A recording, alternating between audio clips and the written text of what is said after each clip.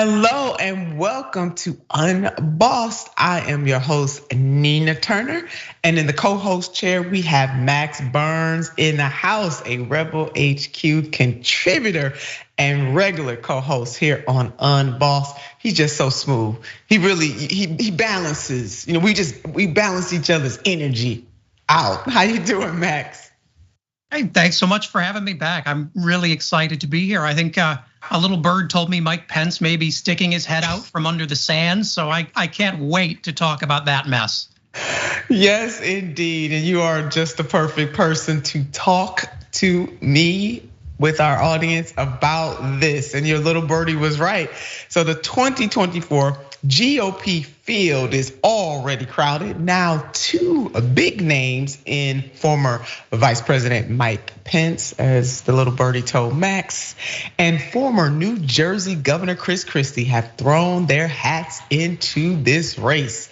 This headline from CNN: 2024 GOP field widens as Pence and Christie join race. The 2024 Republican primary is beginning to take shape as former Vice President Mike Pence and former New Jersey Governor Christie enter the race. CNN's Jeff Zeleny reports. Now, another person also throwing their name into the race on Wednesday is North Dakota Governor Doug Burgum. According to reporting from the New York Times, Christie and Pence joined a long list of candidates trying to secure the Republican nomination. Now, here is an updated list from yesterday from the New York Times, as we all want you to see all of these faces of the folks who are in the race already. And then there are others who are considering a run, and we see that Suarez has not officially entered in yet, but we got that. And there may be a few others who are just thinking about this thing. Oh, wait, this is starting to feel like 2016 all over again. Now, Christie has labeled himself as the best candidate to beat Trump, citing his lack of fear of going after the former president. They got that kind of New Jersey, New York thing going on. Get your popcorn out and get ready. Now, here's one such example of what Christie is talking about right here. Donald Trump is a TV star. Nothing more, nothing less. A TV star. And let me suggest to you that if we put him back in the White House, the reruns will be worse than the original show was. The reruns will be worse than the original show. Now, he might be right about that. Now, one person that's not feeling Christie's run is Fox dude Sean Hannity. Watch this. Looking at Chris Christie, he left office as governor of New Jersey, 13% approval rating, 14% in another poll. And I'm looking at this and I'm saying, okay, you're only getting in this race because you hate Donald Trump and want to bludgeon Donald Trump. He views it as his role to be the enforcer and to attack Trump. You know what? That's not a very inspiring agenda. And I don't even know if I'm interested in facilitating or listening to him babble on when he left office with nobody in New Jersey even liking him. Now, not many other Republican candidates have an inspiring reason to run, actually.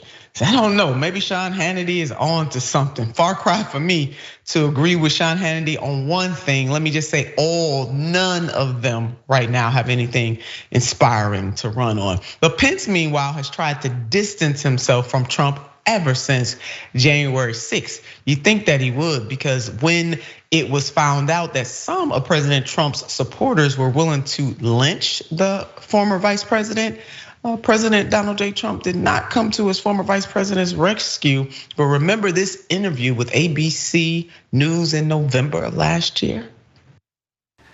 2:24 p.m., the president tweets, Mike Pence didn't have the courage to do what should have been done.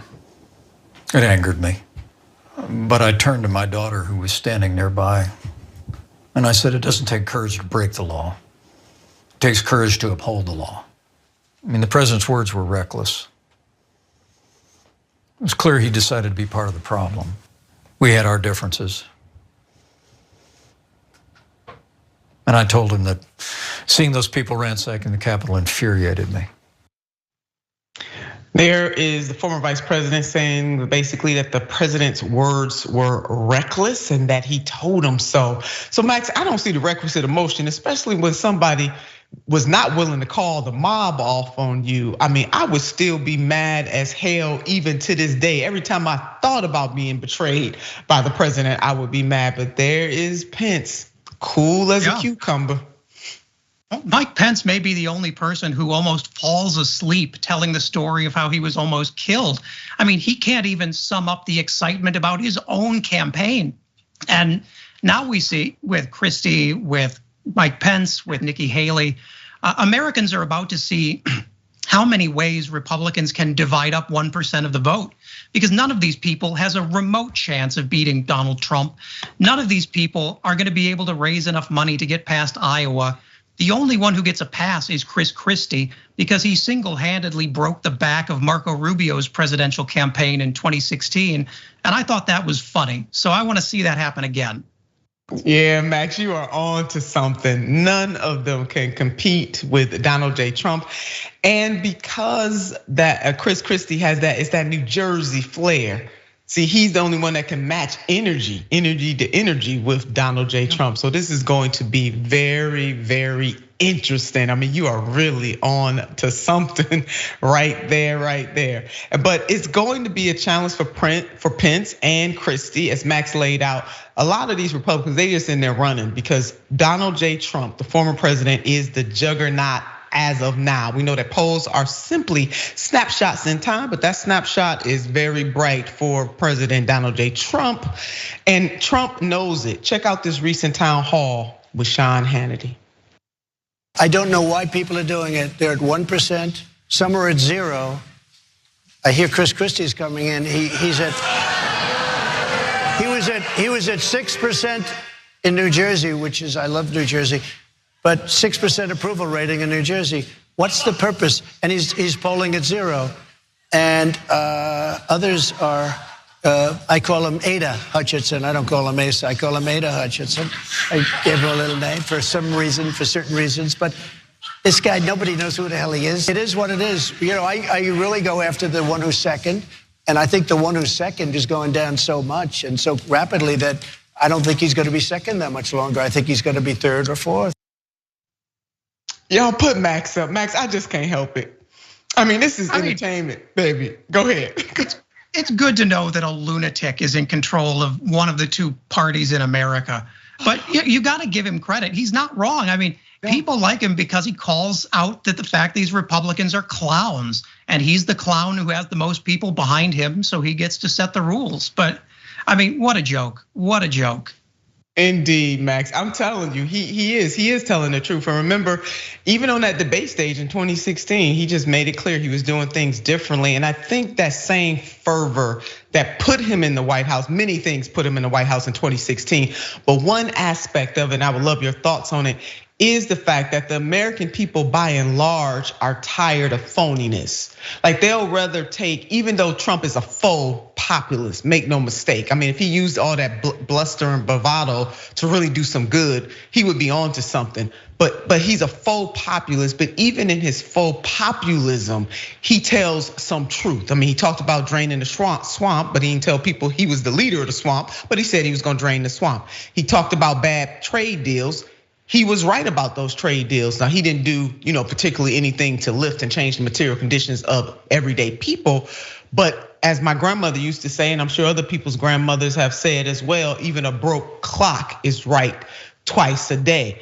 I do firmly believe that faux populism that put him over the top, among other things, in 2016, could in fact do the same thing, unfortunately, in 2024. And on the Republican side, we don't have many good choices. And the point that he made about the person who was in second, who quite frankly might not be there for long, as Trump laid out, is even worse than Donald J. Trump, and that is Governor DeSantis. Yeah. it tells you a lot about where the Republican Party is, that now the top 2, maybe even the top 3 by next month, Republican presidential candidates will be facing potential federal criminal investigations. I mean, it's tough to find someone who doesn't have a rap sheet on the right anymore. And to Trump's point, like a good sociopath, he knows how to say the words to provoke the response he wants from people. He doesn't know how to solve those problems or even care how to do it, but he knows what people want to hear. And what we need is to actually put forward leaders who can say it and also do it. That's it, Max, like a good sociopath. I'm telling y'all, Max be laying that out just so smooth. And here's an update from a Morning Consult poll so that we see where everybody is positioned. Donald J. Trump is that dark red right there. You don't need to talking about nobody else, because the man is leading the pack by leaps and by bounds. And we see that clustering there at the bottom. So Donald J. Trump is absolutely right. For now, he is dominating that. Now on the poll also, let's keep that poll up. You may notice that Liz Cheney's, Christie's Noam and Greg Abbott's names, but they aren't officially in the race. So you see them in the polling. Oftentimes pollsters will put other people's names in who may be likely to run. They haven't declared, but certainly their name is in the poll. And at the end of the day, Trump will, and you can put Max up too. At the end of the day, Trump will most likely win the nomination, bearing a miraculous DeSantis comeback or something legal, some legal challenge that takes Trump out. I mean, I'm sure that's Max. I'm sure deep down inside, those other candidates are not saying that, but they are hoping for such a miracle. Yeah, and I mean, we both run campaigns. You know that you have these conversations honestly with your team.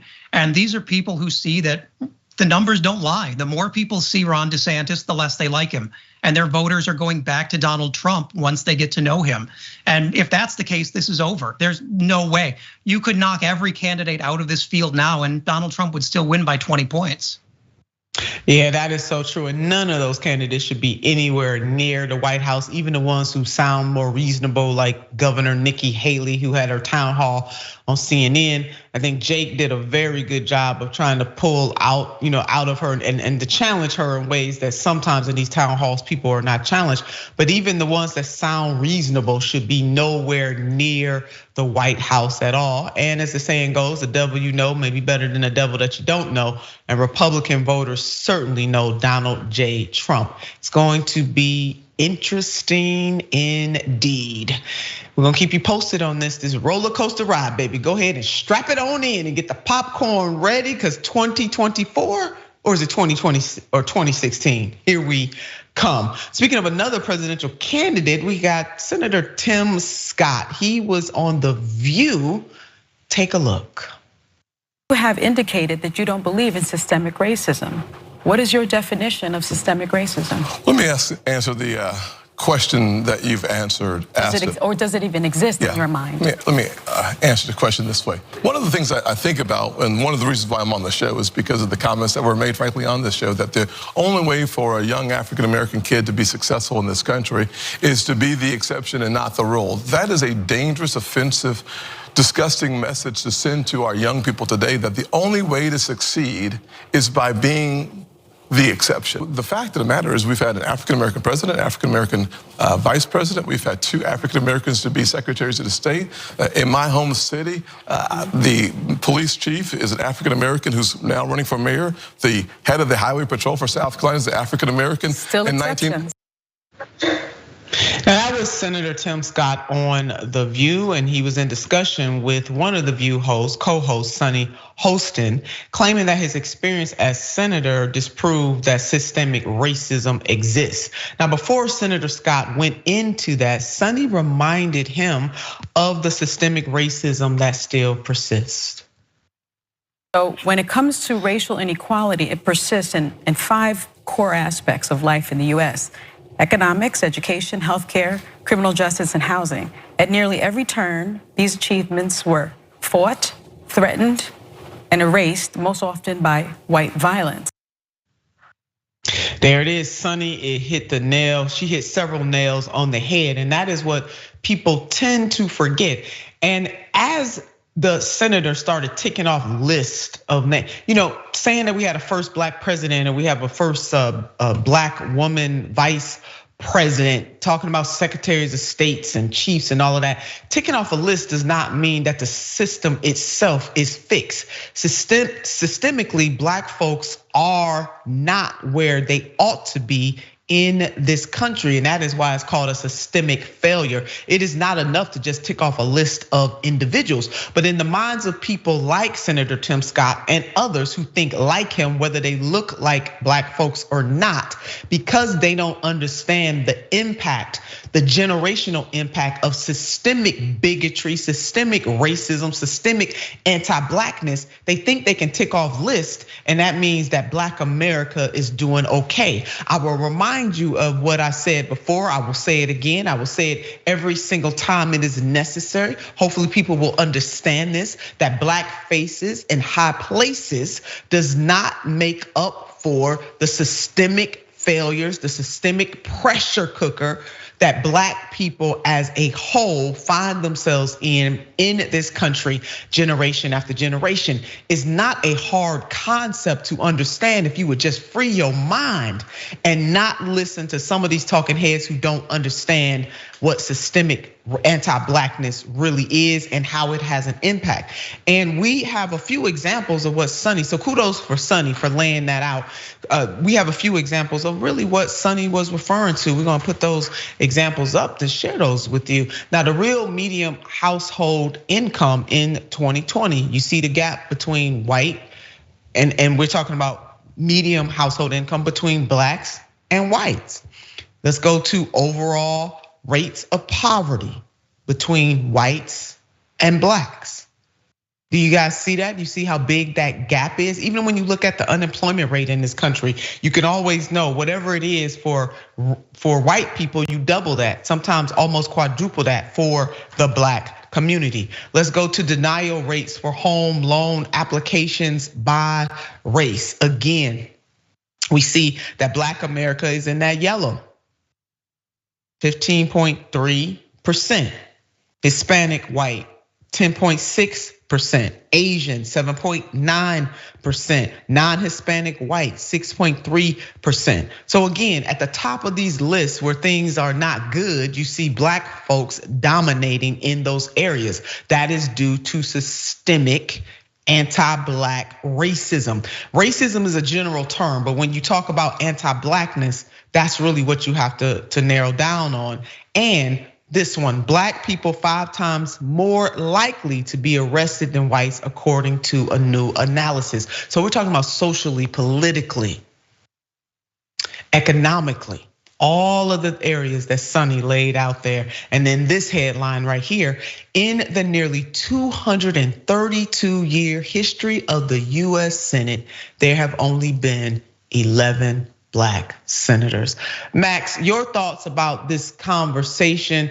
I'm really, again, kudos to Sonny for laying that out and not just letting Senator Tim Scott get away with ticking off a list of a few people who have made it. And that's a beautiful thing that they have. I mean, we want to see that kind of upward mobility and changes. People do need to see themselves reflected in various professions in this country, no doubt about it. But again, just because a few black folks have made it on up does not mean that the system is working for the vast majority. Yeah, that's absolutely true. And I mean, honestly, every time I see Tim Scott at something like this, I ask why. Why is he doing this? Because he doesn't seem to be interested in actually debating ideas. And the only thing I can think of is at the end of the day, Tim Scott just has nothing really to say about race or the economy or anything. He's built by Washington consultants to talk about talking points that are inoffensive and don't threaten any groups. And yet he has this vision of himself as kind of this pioneer of a new black conservative consciousness, except that requires challenging norms and challenging ideas. And if you answered a question on a test the way Tim Scott did here, you get checked off and told to go study more. I mean, it's just a low effort attempt that doesn't advance the conversation about race at all. It just puts us right back in that rut we're in Washington. It does, and I don't understand why politicians like him, he's not the only one, They're really timid about really telling the truth about race in this country. How far, certainly we could talk about how far we've come. We also need to talk about how far we need to go. And part of being able to have an honest conversation about the present and also what the future could look like is really talking about the past and the connections, the threads that are still there impacting the present. And if we don't change course, will in fact impact the future. So you're right about that, Max. And I mean, he's from a southern state. He understands this. I'm sure his parents have endured some of this. His parents certainly have. I mean, South Carolina, for God's sakes, he knows this history, but why he's too afraid to actually tell the truth, I don't understand. So The View, a lot, was happening on The View, and one of the things that Senator Scott was trying to address were some comments that were made on the show by Joy Behar, who was not around that table with Sonny on that particular day when that interview was happening. But all of this really started with her. This headline highlights it: Joy Behar blasted by Republicans over claim Tim Scott doesn't get racism. Sit this one out. And here is Joy in her own words. And he's one of these guys who, he's like Clarence Thomas, black Republican who believes in pulling yourself by your bootstraps, rather than, to me, understanding the systemic racism that African Americans face in this country and other minorities. He doesn't get it, neither does Clarence. Right. And that's why they're Republicans. Yeah. You see, the audience laughed there. Sometimes people don't think about these things. It's not that some of what Joy was saying was right, even though to me, she doesn't have the right to tell Tim Scott or anybody else to sit this one out. And neoliberals like her, especially white neoliberals like her, think that they have the right to just talk to black people any kind of way, and you don't. And you don't have a right to talk to Tim Scott any kind of way just because he is a Republican. The part that she didn't get right, and let's parse out her words a little bit. Let's go deeper. Let's put those up, please. He's one of these guys like Clarence Thomas, black Republican, who believes in pulling yourself up by your bootstraps rather than understanding the systemic racism that African Americans face in this country and other minorities. He doesn't get it. Neither does Clarence. That's why they're Republicans. Now it is clear, and put Max up too, that he doesn't seem to get it, Max. Clarence Thomas, Justice Thomas doesn't seem to get it either, even though he came up in a different era and should get it more than most black people, especially Tim Scott, because he actually endured it through his lifetime. Clarence Thomas also was someone who admired Minister Malcolm X, and we know that Minister Malcolm X indicted this country and told the absolute truth about this country and the positioning of black people.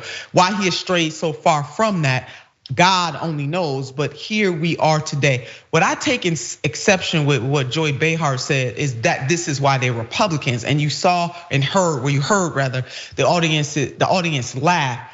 It's not, you cannot distill down the vestiges of inequities and the weight that African Americans have had to carry generation after generation. You cannot just simply label that, it's because they're Republicans, because that is not the reason why this is happening. While it is true they are Republicans, there are people in the Democratic Party who feel a similar ways. They might not articulate it in the same fashion, but they feel similarly as a Tim Scott does. And as a matter of fact, we're gonna show a clip after your comments of the current vice president basically saying the same thing that Tim Scott has said. So for me, it is bigger than them just being Republicans. It is about a mentality. It is about a consciousness that these men and others who think like them, whether they're black, white, Hispanic, or somewhere in between, it is a consciousness level. And these men somehow lack that consciousness level. Clarence Thomas has lost his. I'm not sure if Tim Scott ever had one, but it's not just because they are Republicans. Your thoughts? Yeah, you took the words out of my mouth. I mean, does Tim Scott understand racism? I don't know. He doesn't talk like someone who's interested in sharing anything he's learned to help us. But I have to assume he does. I mean, no one gets to Malcolm X and not unaware of what racism is.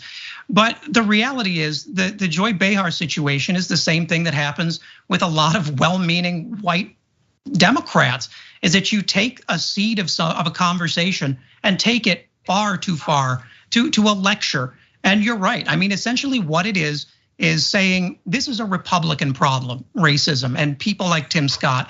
And so I, watching The View, can feel good because at least I'm okay. It's not my problem to deal with. Let them solve it. And it excuses you from being an active participant in one of the biggest conversations in the country. And it's not helpful, and it is very condescending in a way that I think locks people out of a conversation we could actually be having.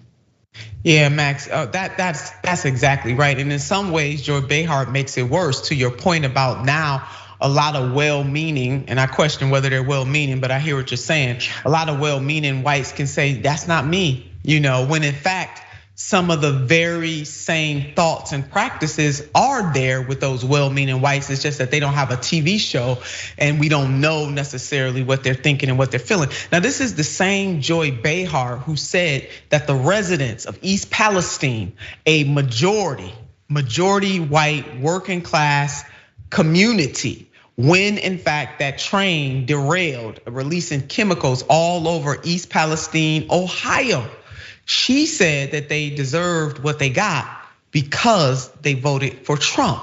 This is that same Joy Behar. So while sometimes she may appear to be enlightened, she absolutely is not enlightened at all. Because even to say something like that, it has a class dynamic too. So I want people to be careful about when they listen to these people, really what they're standing for and really what they're saying. And again, I wonder if Joy Behar would have the same heat for the current vice president, who had a very ambiguous response to the question of racism in America when she was asked about the comments made by Senator Tim Scott in 2021. This headline, Kamala Harris agrees with Tim Scott that America not a racist country, but says must speak truth on racism. Now, I know you all might be scratching your head because one of those things don't belong. And that's why I said it's ambiguous, because it doesn't make sense what this headline says. But this headline is actually quoting the current vice president, and it cannot be both of these things. And here is the current vice president in her own words.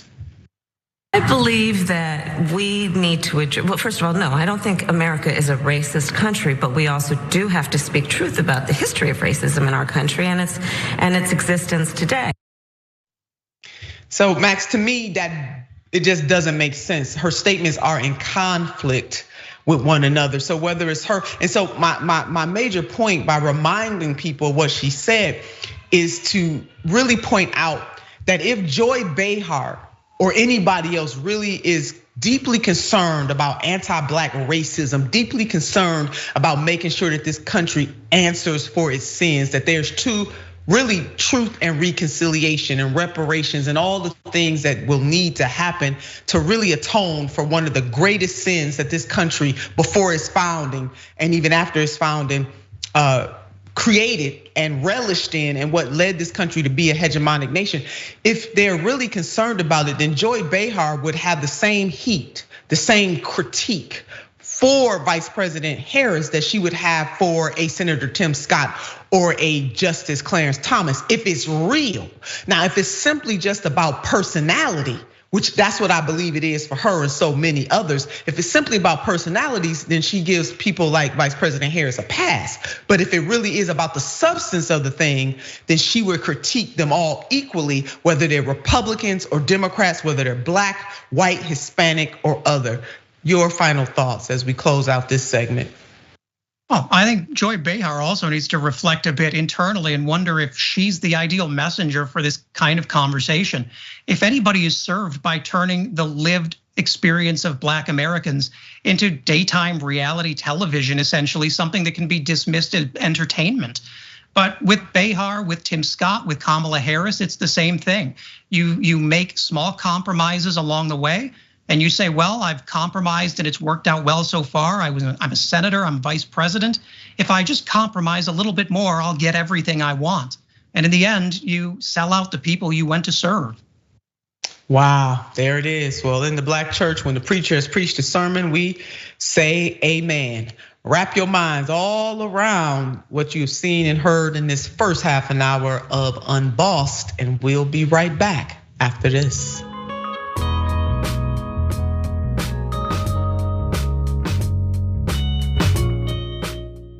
Welcome back to the show. We want to start off by thanking the TYT mods for keeping the chat clean, safe, and fun. We really appreciate you for doing that. And won't you become a member? If you are not a member of TYT, do that. Become part of the family for real. For $4.99 a month, you can become a member of TYT. And we know that $4.99 a month may not seem like a lot, but if many of you join, baby, you help us keep our independent flair. So become a member, even gift a membership to somebody. Do that for us. And it's about to get hot. Jink versus Destiny debate. Jink will debate live streamer Destiny live on Tuesday, June the 6th. That's the day, baby, at 9 p.m. Eastern Standard Time, 6 p.m. Pacific Time. They'll discuss Biden's presidency, money and politics, lobbying, Kyle Rittenhouse, and so much more. Tune in on tyt.com/live or on YouTube. And if you have not subscribed to the Progress Report, to TYT's Progress Report, you want to get that, baby. Progressive news and inspiration every weekday morning. Just take that smartphone and put it up to the Q code, and you will not regret being informed by the Progress Report. On to my favorite part of the show. I tell you this every single day because you need to know daily how much I appreciate you. We're gonna start off with Twitch. Samara the Truth, you can't lie with the devil and come out unscathed. I know that's right, Samara the Truth. You better say that. Poe Cat. So, do all Republicans know and or care that their candidates are criminals? I'm not so sure, darling. On YouTube Super Chat, Bud Rolling, Donald would be older than Joe when Joe took office. Bud Rolling, now I know we not being ageist, are we? But you're right. I mean, the numbers don't lie. Them numbers don't lie either, do they? And Christie Congan. Christie, I hope I didn't mess that up too badly. Nina is my caffeine. When I have to start work at 4 a.m. and don't quit till 8 or 9. Thank you. Love your program. Thank you, Krista. I appreciate you so very much, darling. And our TYT members, a very stable photographer. Didn't a bunch of people quite literally try to hang Pence? Should work out great for you, buddy. You got that right, a very stable photographer. And he was so cool, calm, and collected, recounting that situation. I don't get it. And Mickey, the silver-haired dragon. Hey, Mickey, the Dragon Squad is in the house. Nina Turner, running mate for Cornel West 24 presidential election. Mickey, I see you trying to start something. Got to be starting something. That's Michael Jackson. I'm gonna stay in my lane. I am not a singer, but I thank you for that, Mickey. I appreciate you so much, and each and every one of you for your comments and for viewing. We couldn't get to all of the comments, but I do want you to know so much that we appreciate you. Now we are going across the waters. Hundreds of thousands rally against Poland's authoritarian right-wing government. An estimated 500,000 have taken to the streets in Warsaw. The government had assailed reproductive freedoms, attacked the rights of LGBTQ+ people, and cracked down on critical civil society groups and media outlets. This is happening. You're looking at the footage right now of hundreds of thousands of people gathering, basically letting their government know that they're not gonna take it, they're not gonna sit idly by, they're not gonna be silent, they're gonna let the government know how they feel. Now, described as among the largest political demonstrations in Poland in decades, Sunday's march came amid a growing alarm over the Polish government's ongoing assault on just basic rights. Amnesty International summarized 2022 report on the country. Access to abortion was further limited. Criminal charges were used to curtail freedom of expression. The authorities continue to erode the independence of the judiciary. Freedom of peace assembly was restricted. Violence of LGBTI rights persisted. Further, positive moves were made to accommodate between 1 and 2 million refugees from Ukraine, although official hostility continued towards refugees and migrants who arrived since 2021 via Belarus. So, I mean, it's hopping over there in Poland right now. And we see just the different photographs of what is happening there. You see, I mean, people are just taken to the streets everywhere, all over the place. So, I mean, Max, it's really good to see people rise up in countries where you have authoritarian governments just laying out and making it harder for people to have any type of freedom. I hate that they're going through this, but it is really a positive sign to see people taken to the streets. Yeah, it's such an incredible turnout. I mean, and these are people, young people, old people of all walks of life, who are marching with the energy of people who know where this dark road of authoritarianism ends. I mean, they've seen the policy failures of far-right governments measured in bodies, and they are warning their countrymen and they're warning the world. I think this is an inspiration for groups that feel like maybe they're fighting on the back foot against the rise of authoritarianism. But Poland knows a thing or two about solidarity, and it's just incredible to see them all out. Yeah, it really is. And this, I mean, they encourage people worldwide. Now, there's a passage of contentious laws that were passed last month seem to have mobilized greater support for Tusk. So there is a political fight afoot in that country, as well it should be. And this is what that was. The law signed by right-wing President Dula allows for the creation of a commission to investigate Russian influence in Poland. Critics argue that it would have unconstitutional powers, including the capacity to exclude officials from public life for a decade. They fear it will be used by ruling party to remove Tusk and other opponents from public life. And so when we think about the whole notion of absolute power corrupting absolutely, this is an example of that. Further, it is the culmination of authoritarian system developed in Poland over the past 8 years. We are now at a crossroads between being an authoritarian and a democratic country. Yeah, and that's coming from a statement from lawyer and rights activists in that country. Yeah, that's a serious crossroads. So again, Max, good to see the people out there. I hate that they have to be out there fighting this kind of thing, but I hope that the people will prevail. And quite frankly, Max, I hope that they don't get weary in fighting this fight, or in other words, not to get weary in well-doing. Yeah, nor should anyone. I mean, it's no coincidence that the first steps this government took to crack down were taking ballot referendums out of the hands of the people and restricting the right to protest. And those are both things that Republicans here are not just championing, but putting forward as their ideal vision for the country. So there is nothing that stops this here except our own lack of vigilance. And we should learn something from them.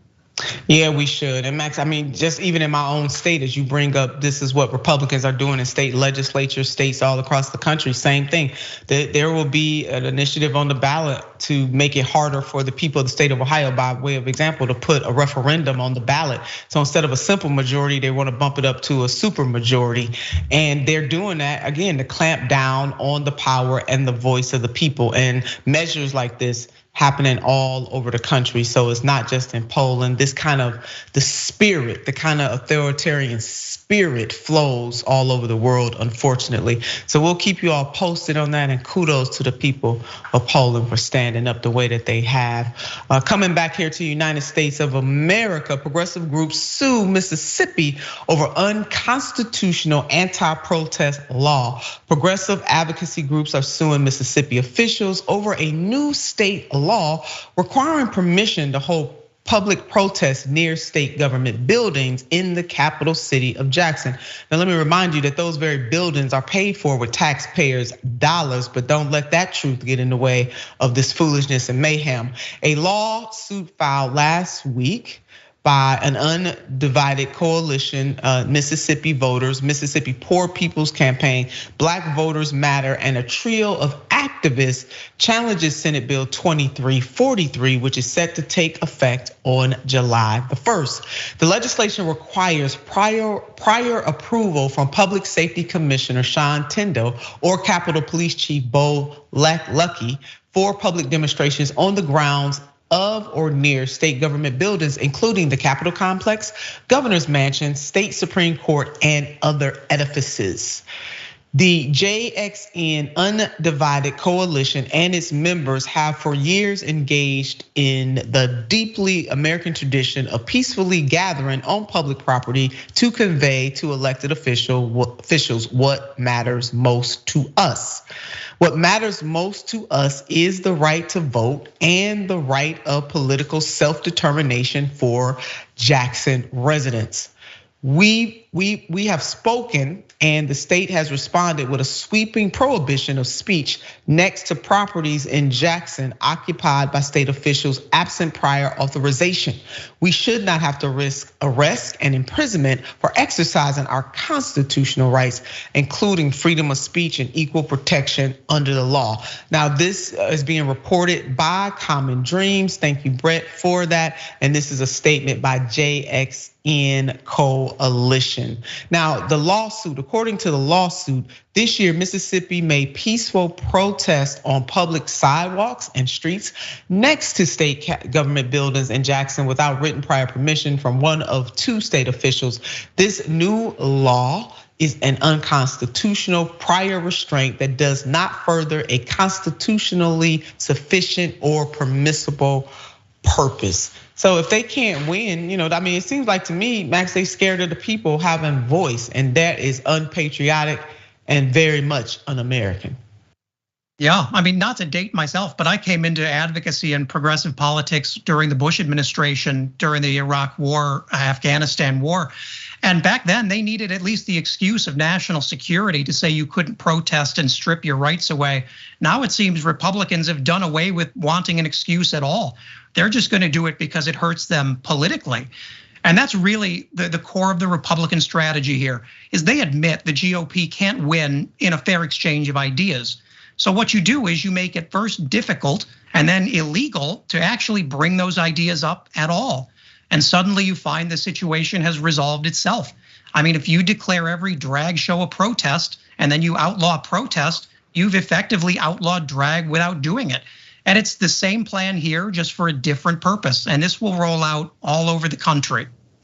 Yeah, it really will. They're shrewd at what they're doing. They have mastered this technique. And that is another reason why, and I'm so glad David Pepper from the great state of Ohio, him and I served the Ohio Democratic Party together, but he is really focused so much, Max, as you know, on reclaiming legislatures, and really every single day almost you can see some lesson that he is teaching on Twitter with his whiteboard about how and why we are losing core democracy in this country at the hands of extremist GOP. We got to call them what they are too. They are extremists too. And it's always curious that the very party that claims that the freedoms are being eroded are in fact eroding other people's freedom and using the power of the people, I say, in some of the most vicious ways to prevent people from standing up for what they believe in. We'll definitely keep you posted for all of this. Now, you know what?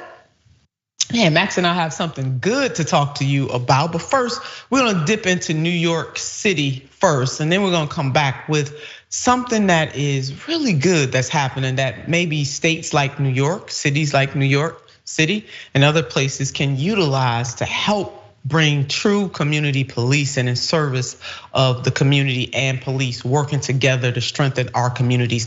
So now in New York, too many people in New York are stopped, searched, and frisked illegally. Monitor Mylan Durenstein said the NYPD's neighborhood safety team special unit deployed in the past 14 months to seize guns in high crime areas were engaging in, quote, unconstitutional policing by stopping and frisking too many people without jurisdiction. Now we talk, Republicans always talk about we're a nation of laws, But when laws are being broken like this, they have nothing really to say. But let's just go back to what the Monitor had to say about this. In one police precinct, only 41% of stops, 32% of frisk, and 26% of searches were lawful. The neighborhood safety teams, a replacement for anti-crime units that the NYPD disbanded in 2021, operate in 34 areas that account for 80% of the city's violent crime, largely communities of color. Of the people the teams have stopped, Durskin said 97% are Black or Hispanic. Now this reporting is coming from the Associated Press. They go on. Durenstein said she began her review after Adams announced in March of 2022 that the NYPD was deploying neighborhood safety teams in some precincts to combat gun violence.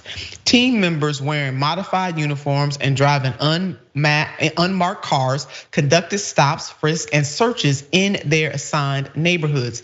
Now, despite training and experience, officers assigned to neighborhood safety teams overall appear to be stopping, frisking, and searching individuals at an unsatisfactory level of compliance. Too many people are stopped, frisked, and searched unlawfully. We all should be concerned about that. A spokesperson for Mayor Eric Adams says city officials have serious concerns with the methodology that the Monitor used and that they only learned of her findings after news outlets reported on them.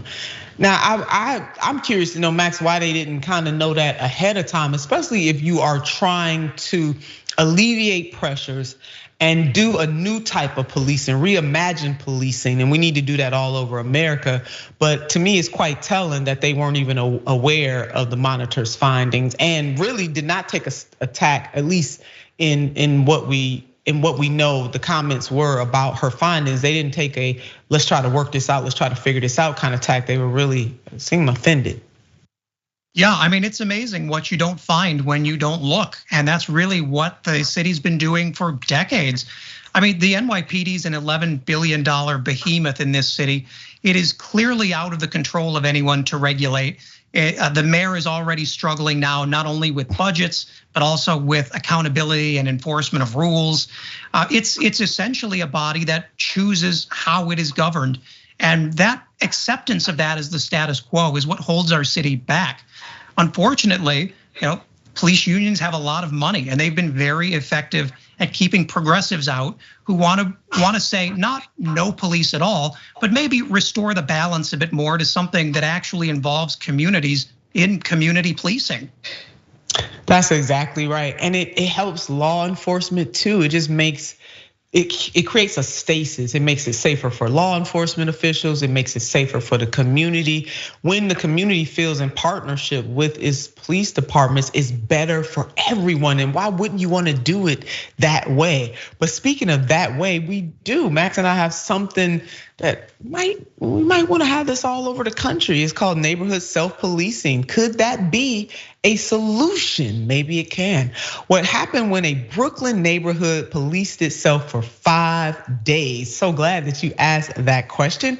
On a 2-block stretch of Brownsville in April, the police stepped aside and let residents respond to 911 calls. It was a bold, and I mean bold, experiment that some believe could redefine law enforcement in 21st century America, period, but really in New York. But hopefully this is a model that can be duplicated all over the country. Got to study it a little more, do some more work, some more tweaks, but I really believe that they're on to something. I hope you believe that too. Several times a year, workers from Brownsville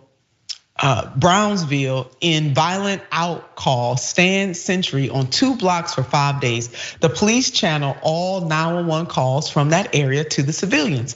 Unless there is a major incident or a victim demands an arrest, officers always in plain clothes shadow the workers. Can you believe this? I mean, I'm smiling from ear to ear on this. The civilians have no arrest powers, but they have persuaded people to turn in illegal guns, prevented shoplifting, kept a man from robbing a bodega, and stopped a pregnant woman from hitting a boyfriend who had not bought a car seat and a stroller as he had promised.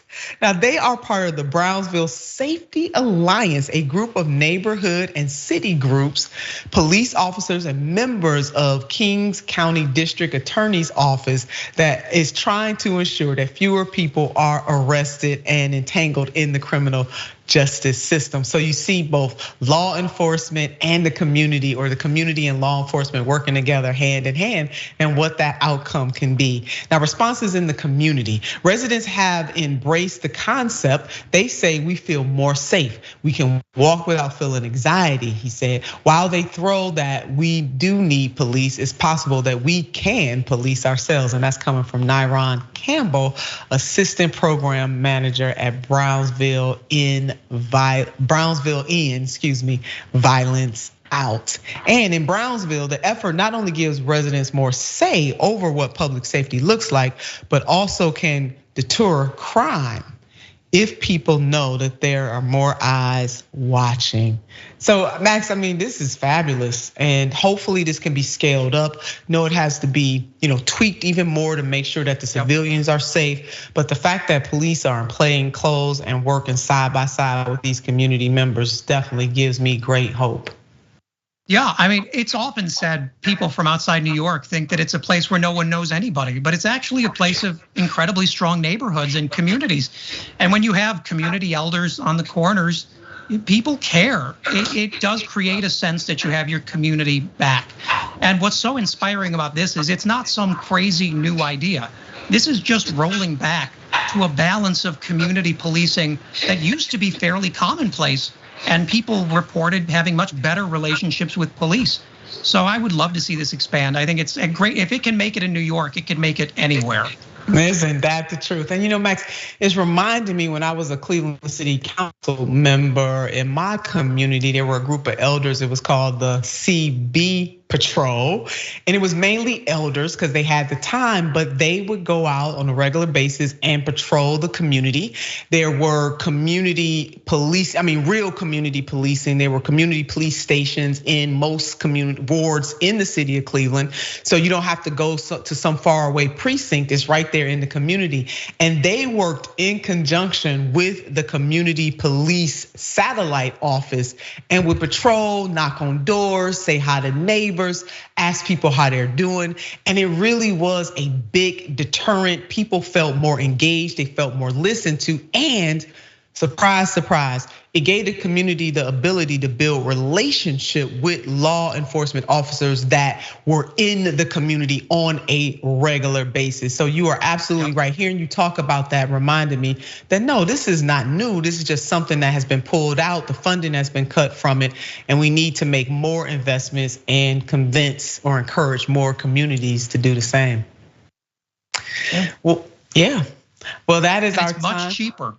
Yes, in the long run, definitely much cheaper and much healthier too. So yeah, kudos to Brooklyn. Kudos, big ups to my city of Cleveland who used to do that as well. And hopefully we can get that back all over the country. Well, that is our time today. Max and I have just had a ball talking about these segments, and we hope that you have learned something and that you feel inspired. Thank you so much for your support of Unbossed and the TYT network. Now, you absolutely know what I want you to do around this time. I always want you to keep the faith without a doubt. But with that faith, baby, I need you to marry a whole lot of fight. Until next time.